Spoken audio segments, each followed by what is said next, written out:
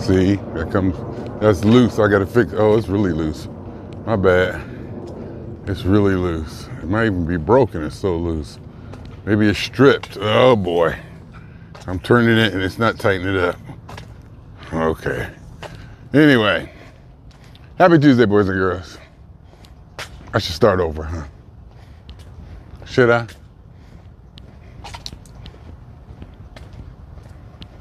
Happy Tuesday, boys and girls. My name is Jeffery Scott Mitchell. Coming to you live on Memorex, default route, default location. For some reason, for a long time, I thought that as you get older, you need less and less sleep. So I unconsciously would set myself up to get maybe 7-8 hours sleep. But I would always push that, end up doing something or, running behind, just, not really caring. Set myself up to get like 7 hours, 6 hours sleep at night every now and then by staying up late, watching TV or doing something. The last couple of nights though, it seemed like as soon as I get off work, I eat, I go to bed. I think last night I rolled over and was ready to go to sleep before 11. Slept pretty much the whole night. Woke up a few times, looked at the clock, saw that I had 3 or 4 hours left and was happy. Don't think I went to the bathroom. I'm like, I don't think I did. Maybe once, but it was pretty much sleep, but I feel good. I feel pretty good right now today. Maybe I need more sleep. I'm just saying. Maybe I need more sleep.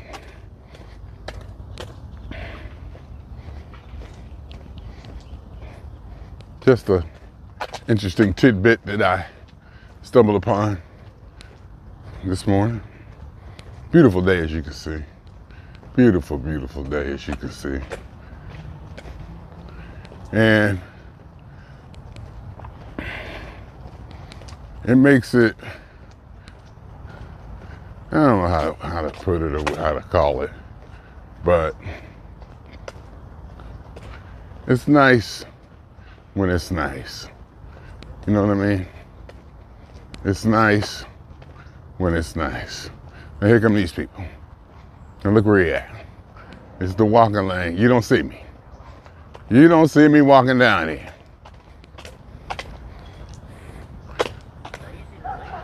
Figure it out.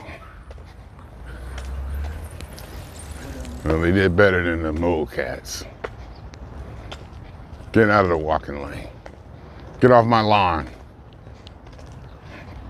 That's how I feel, and I don't care because I'm old and I need more sleep. I'm old and I need more sleep. It works in reverse. Probably it could be because of the activity that I maintain. It very well could be because, I'm pretty busy during the day between work and stuff.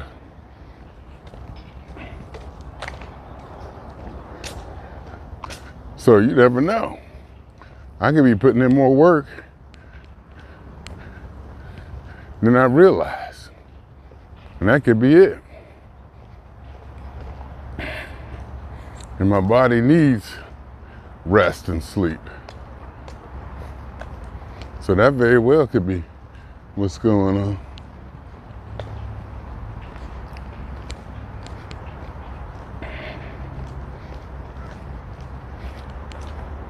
Maybe for 63 years old, I'm highly active. Could be. You don't know. And that I'm burning a lot of energy and resources that need to be replenished during sleep. You don't know.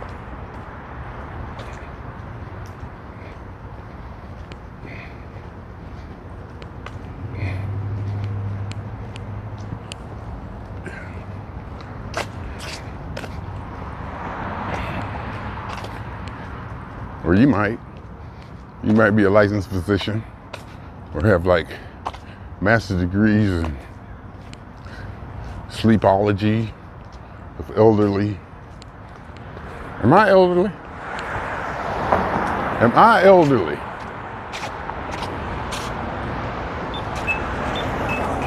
Technically, am I considered elderly? Is 63 considered elderly? I don't think so. I don't know. You gotta look up the term. You gotta look up the proper term. And I'm sure there's a guideline for what elderly is. Or like a cutoff point. Is 63 elderly, or does, I wonder if elderly means how you act or feel. Maybe elderly means, you know, you could be 63, 70, but just not be in the best shape and move like you're elderly. But I think I'm doing okay for 63. A lot of it's mental. And a lot of it is mental, and because I don't want to say took care of myself, but I kept myself out of stressful and maybe even strenuous circumstances or situations throughout my life. And the main one I always say, you know, whatever it means or whatever it doesn't mean, is that I wasn't raised, I wasn't there. I was there for my kids, but I wasn't the day-to-day thing of raising kids. I wasn't there, you know, for that day-to-day thing. For 17 years. And I don't proudly say that. I really don't get too proud about it. But I think it obviously, you know, had an effect on who and what I am now.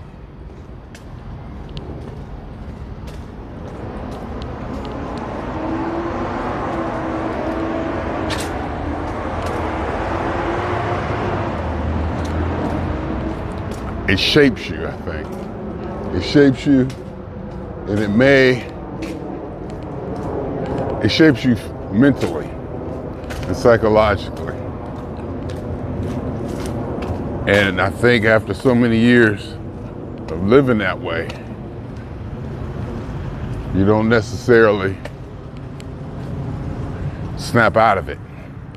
You know, when the kids grow up, you just become a certain kind of person, more cautious, you know, more paternal or maternal, more caring, sensitive, aware. And you become a little numb to some things because you just get used to some things, having kids around, the energy of kids, the noise. That's the noise, the energy, the constant, you know, which could probably be a good thing. But I think it's significant because a lot of people I see who raise their children, you know, physically there, physically present for all those years, they definitely have, there's a reward to it. There's definitely a reward. Being a parent is the hardest thing in the world. But there's definitely a reward. Maybe possibly even the greatest reward. Very possibly to be there and watch your children grow day to day. The peaks of it have got to be amongst the highest there is, I think. To see your offspring achieve something that you deem important or, you know, hit you in a certain way, and you say, oh, you know, to be proud of. To be proud of your children, that might be the highest for a human being.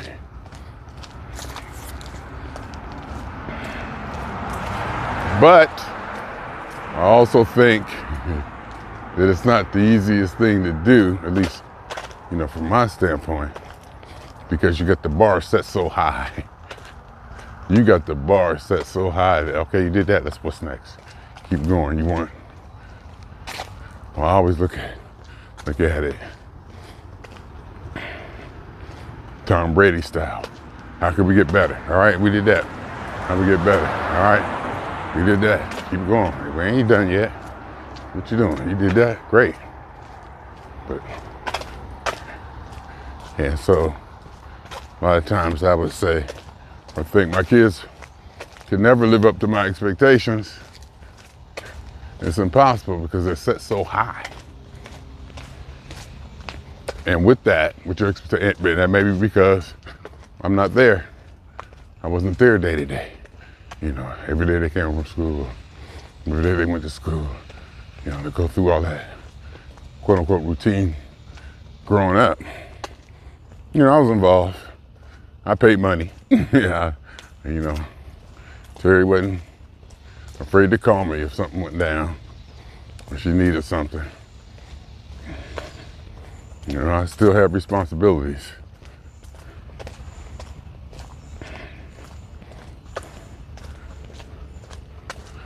And they would come out and I'd see them, you know, see them a lot. Not a lot, but, you know, I go back there.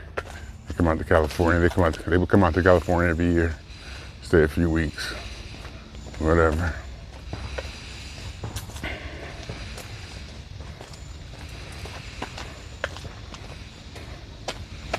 We had fun. We did stuff.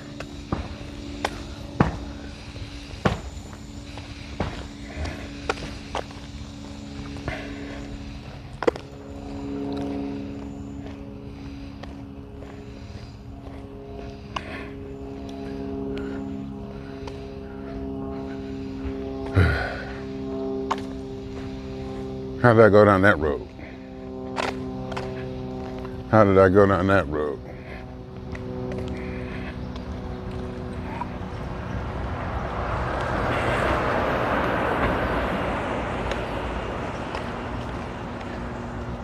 It's a beautiful day.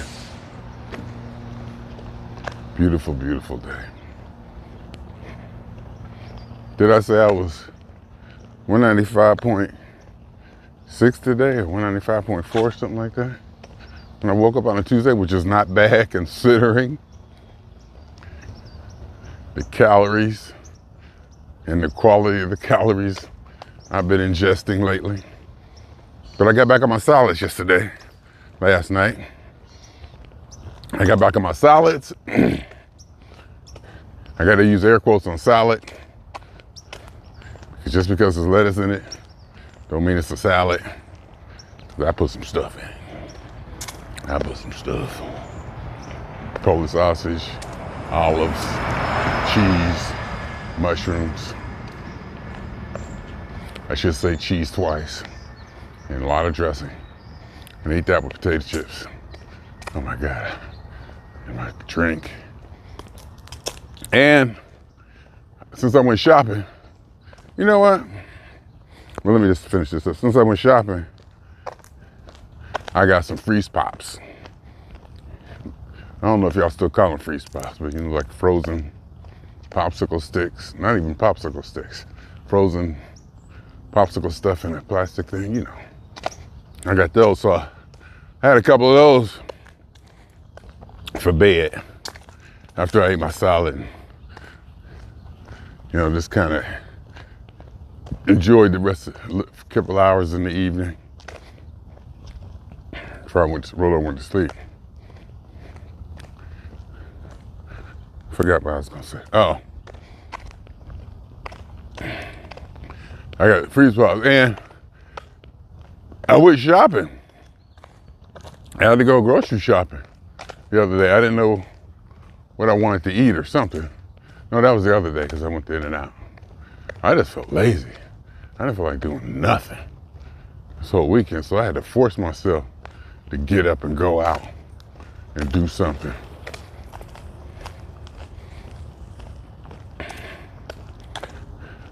Because I was out of Black and Miles, number one.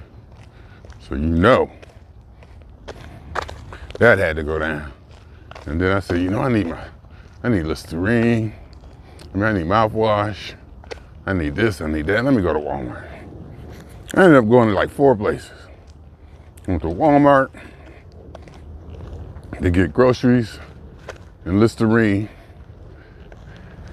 and probably some snacky foods and my candy and blah, blah, blah. Then I went to CVS to get my headache medicine with caffeine. Then I went to Ralph's to get the actual produce because they didn't have produce at Walmart. And then I had to go 7-Eleven to get my Black and Miles. Get them. If you buy 3, you get a discount. I found out if you buy 6, you get it even more discount. I'm like, whoa, okay. If you do the math, 6, you pay less for 6 than you do if you bought 2 3s. Oh boy. But anyway, I went to all those places. You know, I spent some money.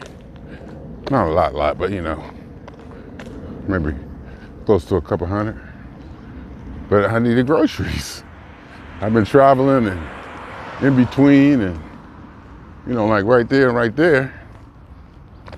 I didn't have no groceries. It'd been a while. So I wasn't even eating my salads at night. I was eating whatever was in there. Whatever I can make. A couple of times this was hot dogs. But, as I said, just because lettuce is in it, don't make it a salad. Could be those couple of hot dogs and potato chips might have been less calories in my salad. With the dressing and all. So, you know, it's always something. It's always something. Thank God it is.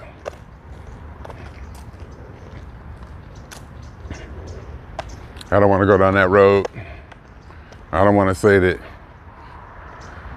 the fact that it's always something makes heaven as the traditional idea of such seem impossible to me. You gotta have something. We're human beings. We need something. So gotta be ups and downs. I read some places, we are problem solvers. We need function. We need to achieve or work at. Because, you know, I hear on the streets, you see definitely mental, you know, people with mental challenges, whatever you want to call it, out here doing something that's repetitive and like they need to accomplish it. You just see them out here, you know, doing this or picking that up or moving that or something repetitive, something that they're working at. I think human beings may need that by nature.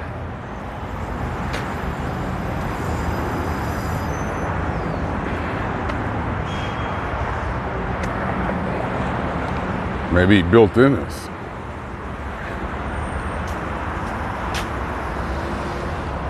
It may be a part of, you know, what we are, functions, which would, you know, go along with a lot of life and animals that work largely on instinct. They have a function. And we have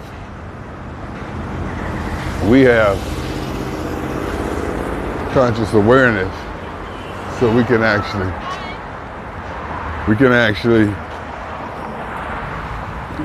think about the stuff we do. We can actually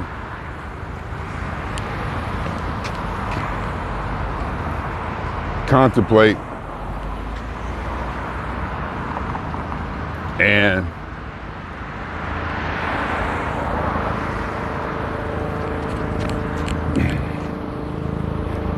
evaluate and put purpose or meaning or whatever on things. And it could very well be,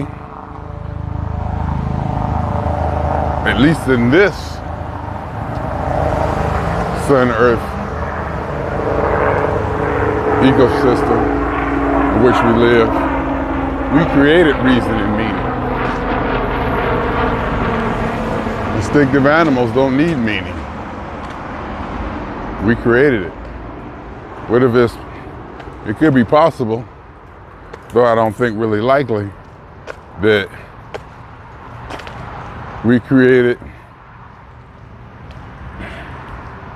then the whole universe. There's probably civilizations, cultures out there in the universe that don't have meaning. Meaning is not a part of what they do or what they are. Purpose. They probably don't understand it. They may not have the idea of purpose, even though they're executing a purpose. It's like and honeybees and all that, executing a purpose. They don't know they are.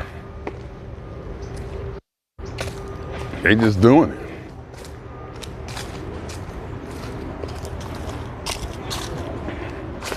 That's the whole idea of that. The whole idea of the idea period, just the idea. You know, we may be the only species of creatures who have an idea, have ideas or ideas. Dogs don't have ideas. They can figure things out and they can do things. And that's kind of an idea. Ooh, you know, I can do this to get to this food. They definitely can figure out things and learn things. But there's certain parts of our thinking that we take for granted that are very, very special, that we just do in amidst the everyday life stuff that we have to accomplish or participate in. A lot of it gets overlooked. You know, you worried about how you go. A lot of people worried about how they're gonna keep a roof over their head. They ain't got time to get off of the philosophical. How to get a job, keep a job. You know, what I'm gonna do for my kids. Da, da, da, da. You know, they're more into that. They don't have a lot of room or space or time to contemplate the bigger things in life. And me,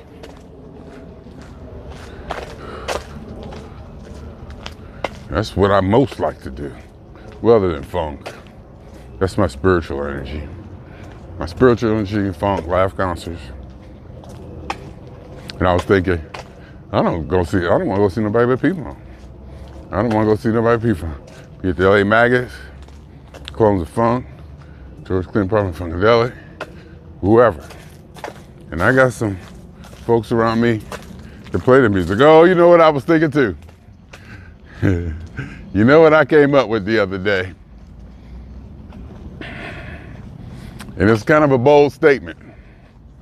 It's kind of a bold statement, so bold that I'm apprehensive about putting it out there. I was watching videos and stuff that I did. You know, people come over to the studio and do this and do that. And the question I've always asked myself is, how does all these people come over here and play the music the way I like it? How is that? I ask myself, how is that You know, is it the way I'm choosing people or people with like minds? Or, you know, they kind of understand, they probably understand the kind of music I like, the kind of music I'm looking to make. So that maybe they study it or do this or do that. You know, it could be that. But also I was thinking, I'm teaching them, I'm training them. Between all my videos and live performance, one of the things, you know, I came to was my presence is felt when I'm there. I have an influence on the room and the band, whatever band it is, because I'm demonstrative in what I like and don't like, the rhythm. I'm up front, so the whole band can see me. That has to have an effect on the rhythm or the cadence or the vibe, because I'm just not standing there. Especially when it comes to P-Funk, quote unquote my P-Funk, that's my goddamn music. And I also thinking when I'm standing there, I don't care if it's George Clinton. Now, don't get me wrong. You know, he's a legend. He's a funk master. I believe he created funk, not James Brown. James Brown was the godfather of soul. Now, I granted a lot of stuff of funk came from Mr. Brown. A lot. More and more. I see more and more. Right down to when I like sweating on stage. Performers didn't sweat. You know, they was up there in suits and doing this and they just the ad libs and you know how he talked to the band and talked to the crowd and you know all that. But having said that, when it comes to the music is higher than all of us. The music and the philosophy and that P-Funk thing is higher than all of us. I know they created it. I know they built it. I know it's whatever they say it is. And by they, I mean primarily Mr. Clinton right now, who seems to have, you know, become the, not leader, but ultimate authority, the complete ownership of P-Funk, even though Bootsy was there. Bootsy, you know, Mr. Collins did some stuff too. And Mr. Clinton seems to have gotten himself in a position to where he's the acclaimed leader. Which, you know, I'm not saying good or bad, or it's just, you know, he's doing a good job, so it's okay. There was a time when he wasn't doing a good job. But right now, the way the band is going, the way it's playing, the opportunities I'm seeing they're getting, how they're playing places that wouldn't have them 10 years ago. Even if I was to stand in his face, and I do, I stand there right in front of that band. They know me, they know I'm gonna talk, they know I'm gonna have an opinion, they know, you know, I'm just gonna be there. And I'm standing in front of them. Like I said, I don't care if it's Mr. Clinton himself, he's held accountable for the consistency and integrity of that music. At the least when I'm there. And I was standing right in front of them. You know, right there. All of y'all Negroes. How y'all playing it tonight? Now, that might be all inside my head. And that's the best place for it to be. It's all about my experience, remember, my subjective experience, my conscious awareness. What it's like to be Jeffery. That's what I'm talking about now. That's all I'm talking about. This is all within me. It ends at the tip of my nose. That's it. It's all within the spirit is Jeffery inside my own. I'm just letting you hear, you know, a little aspect of it. So I'm thinking, when they come up there and start playing that music, something turns on in me. I don't care who playing it. I'm going to the front, and it's kind of like I'm gonna make sure they play it right. And if they don't, it's okay. If they don't, they'll know it. If they don't, I'll just say, okay. And I go sit down. And I realized too that gestures like that are easily read, and I can't fake it. I can't fake it. If it ain't there, it ain't there. I'm like, what the hell, Frana? What the hell was that? You know? I'm like, whoa, come on now. Who's doing that?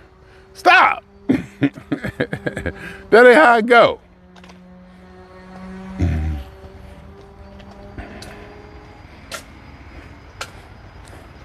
So I'm there. When that music's played, I'm there.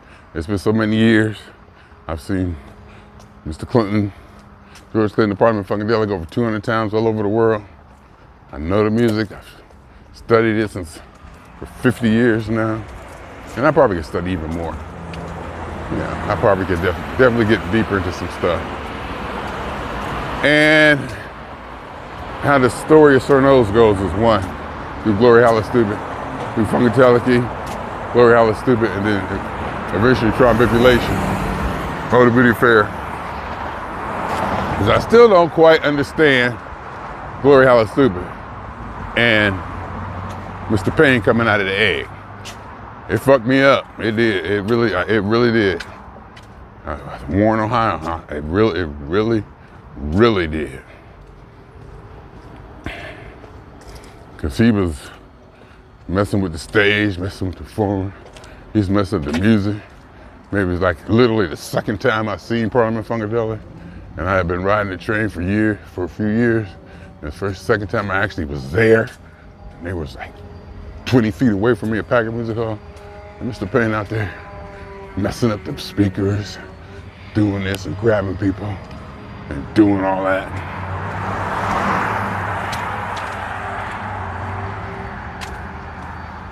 He was like the Sir Nose before Sir Nose. I guess he's playing that Sir Nose part. I just thought about that. Maybe that's what his role was. Maybe he was like a secret spy for the Nose. And he was messing up speakers. It's making me mad. I literally was like, man, I literally got mad. I was like, you better quit it, man. What you doing? What's wrong with you?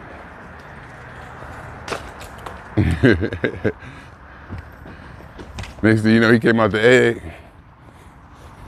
That completely fucked me up. I got to figure out what that story was about. I got to figure out what the story was about. Penn and Teller and Funky coming out of the egg. That fuss was. I don't think I got that record either. To read the panels. I think that's the one I ain't got. And I mean vinyl. I mean not vinyl or record with the album cover and stuff. In fact, I might go to my storage. No, I won't, but go to my storage and go through the records, see which P-Funk were. Because I gave all my records away because I wasn't gonna take care of them. Gave them to Kareem and Oxstar. I probably do want to go over that whole Glory Halla Stupid thing. Why Mr. Payne came out the egg and fucked me up like that. Anyway, so I was thinking, through all of that, not that I'm training people, but I'm letting it be known through rhythm and video and expressing myself, just saying my subjective opinion about how I think it should be played.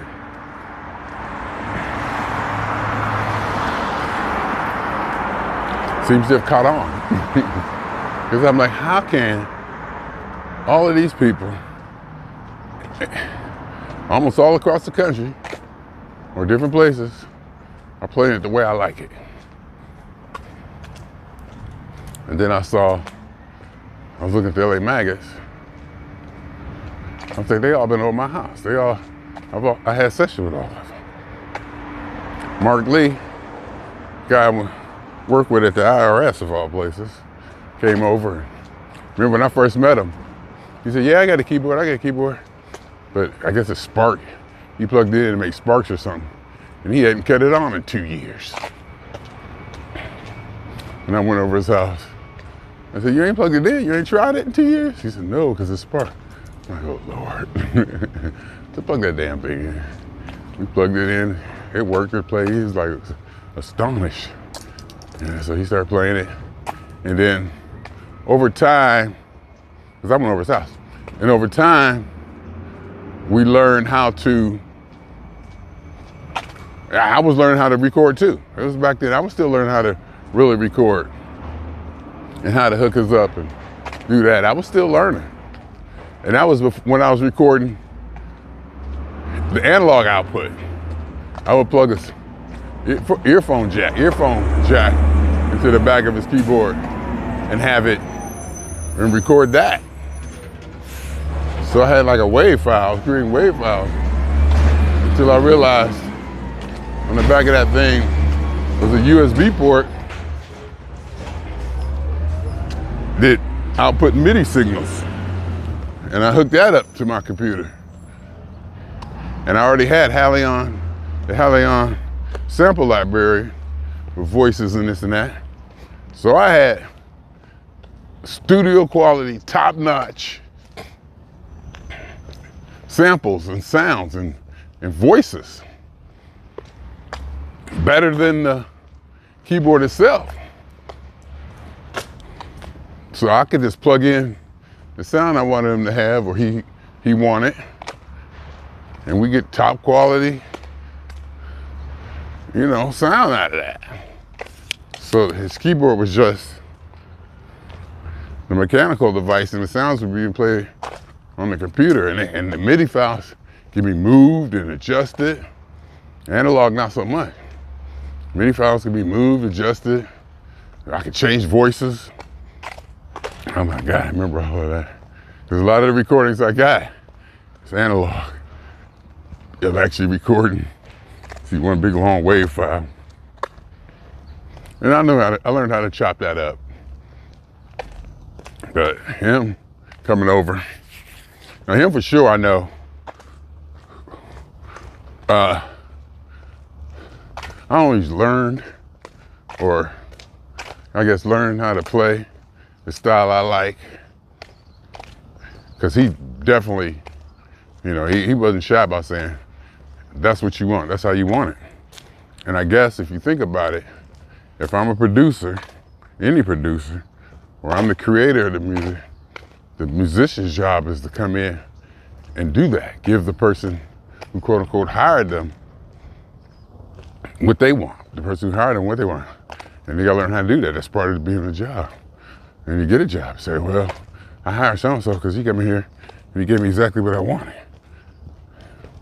And he was open about it. He wasn't shy about that. And he would ask me, how do you want this? How do you want that? So for years we did it, and he learned. Because there was things, I remember he couldn't play a bass line. I used to have Tony play all the bass lines. Now Tony, when he start recording, he already had an idea. He had been going to Guitar Center and playing their stuff and this and that and this and that. So he already had he had an agenda, a strong agenda. So basically I'm following him. A lot of times I'm following him. Cause he come in, all right, I got 9 songs we're gonna do today. How many we gonna do this? He start going, he get hooked up, no. He tell me how he wants the drums and this and that. And I was still learning. I was learning how to get it to work. My job was to be able to record it and to make the hardware and the recordings work, and he would come in with these ideas already in his head. And we get it done, so we learned from each other. So that being said, it's kind of like, I've worked with all these people, I've worked with all these people.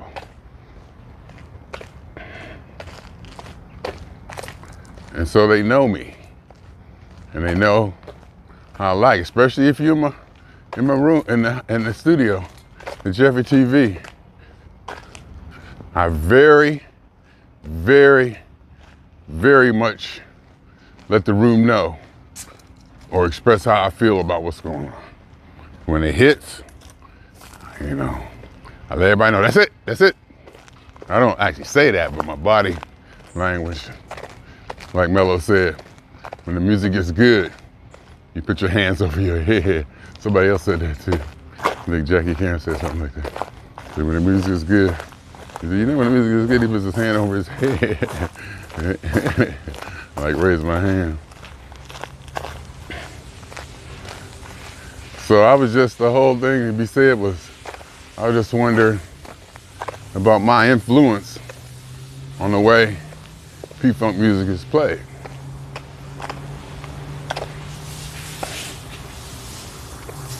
Now,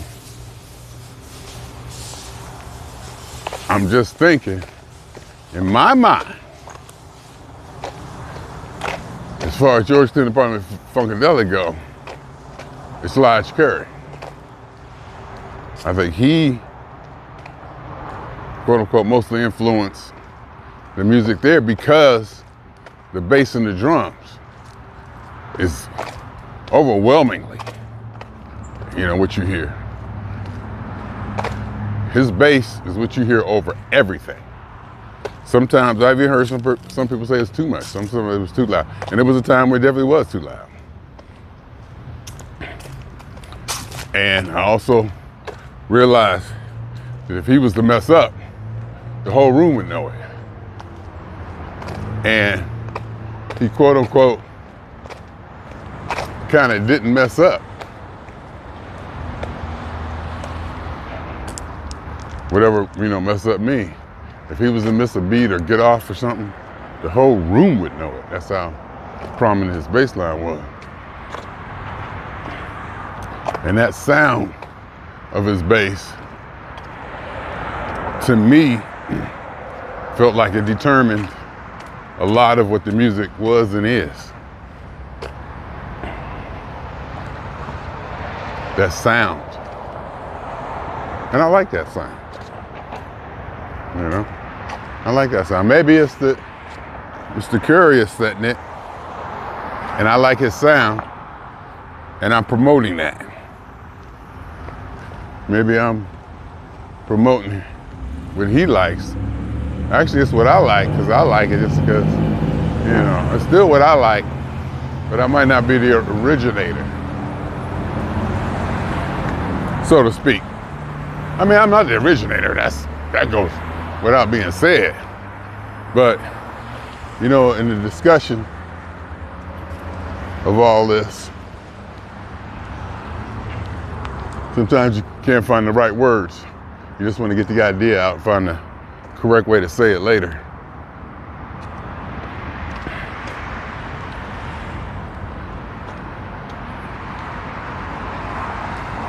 But it just hit me like, you know, the reason all these people are playing, and it's not just P-Funk, see? These people come over and we record and do this. It's not just P-Funk. We're not just playing P-Funk songs. The feel of the music, the style of the music is there. It's consistent, even though we're not playing the P-Funk song. A sound that I resonate to, that I love, that resonates with me. I'm like, how come all these people come over here? I said this a long time ago. How come all these people come over here and play the music the way I like it, consistently?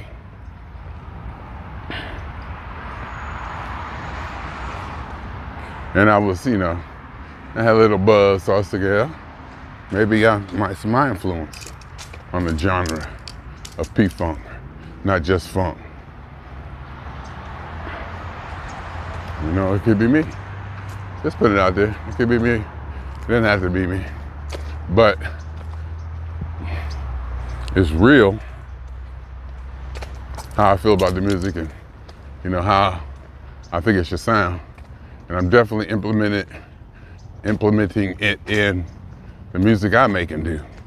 And it doesn't have to be, you know, P-Funk covers or P-Funk songs or songs that even sound like P-Funk. But you put that thing on it, you put that feel, that on the oneness on it, And you go from there.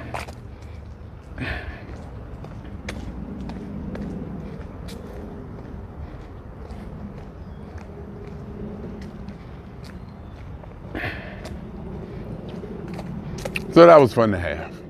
Like I said, I had a little buzz, and it was an interesting thought experiment that I enjoyed. It was fun. Because like when I'm in the audience, I can definitely demonstrate how I think it should go. My body language, my movements, the rhythms, I can display physically. And I'll look at the drummer and say, more snare. Or I'll look at the bass line and give them a look like what I want. I'm confident enough and experienced enough and inside myself enough to do that. I'll look at the keyboard or whatever and say, that, keep doing that.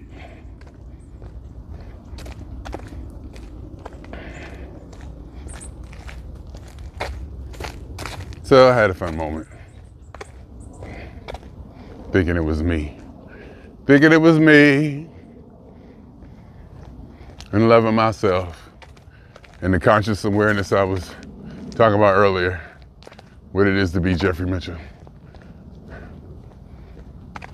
What it is I gotta do. Have this music in my life. For all this time. Who knew? Who knew? When I heard those keyboards on Mothership Connection over 50 years ago on West Dewey, Youngstown, Ohio. 50 years later, I still be getting it. And getting it as good as anybody on the planet can give it. To be that close to the music that I love so much, to be that close, that intimate after all these years, and it's still being produced and innovated and adapted to today's sound and today's people. It's still growing and developing and evolving.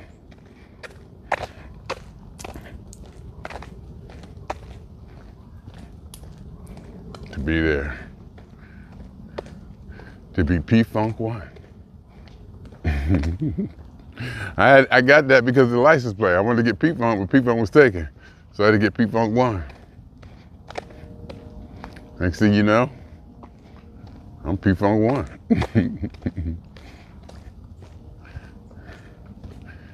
P-Funk1.com, P-Funk 1 Jersey, et cetera, et cetera.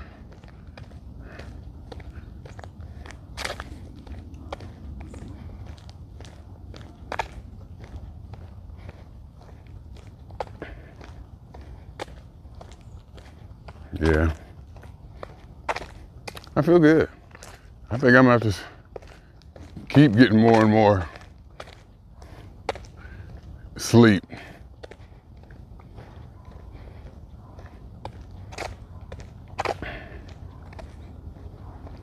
I think that's instead of not,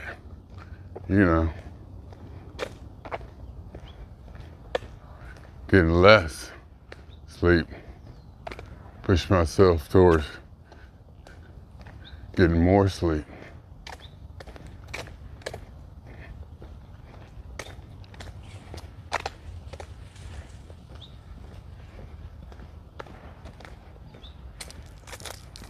I'm just saying.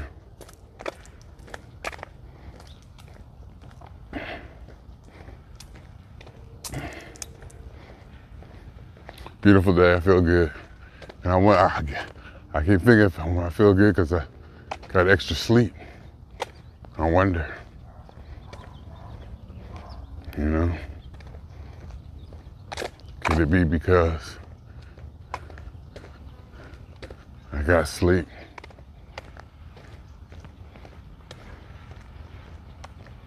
Yesterday was a pretty good day. What was yesterday? Monday?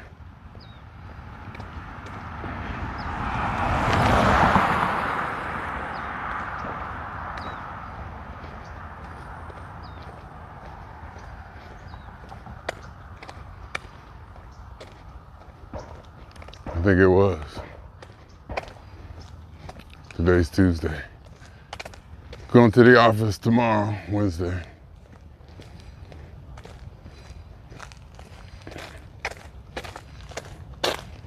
Go from there.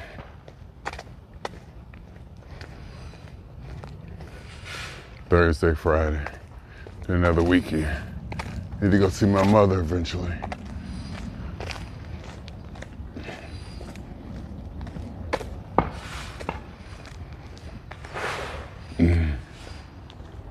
Probably. Wait for my sister usually call.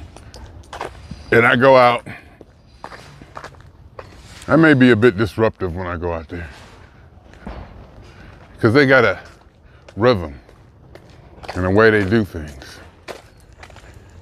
And when I come in, you know, there's adjustments to that because who I am, authority, and just, you know, my personality, things I'm gonna say and not say. It can be disruptive to, you know, they settle into a rhythm. And I gotta remember that, try not to get in their way.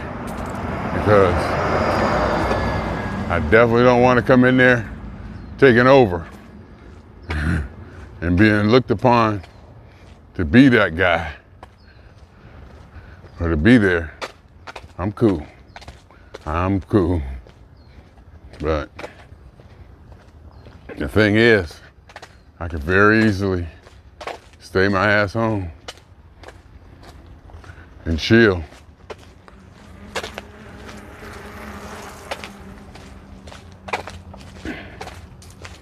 And not go out there, but I do feel like I want to help out, you know, take some off my sister. Cause it ain't easy. It ain't easy.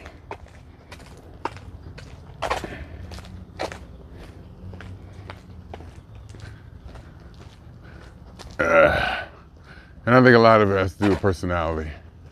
My mother's personality, you know, I probably, you know, gonna be the same way. You know, it's not easy. You know, people get older, human beings get older, their brain starts to behave and act in different ways. Perception, things they see and don't see, or how they take things, it changes.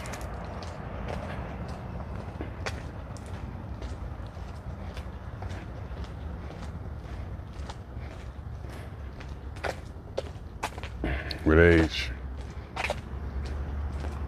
86 years old.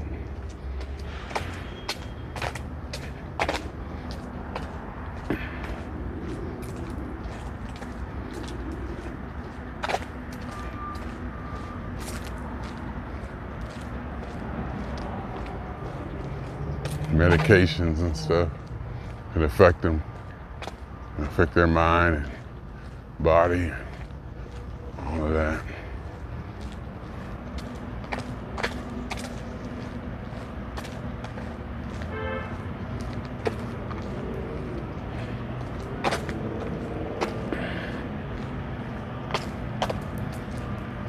So that's where we are. That's where we are now.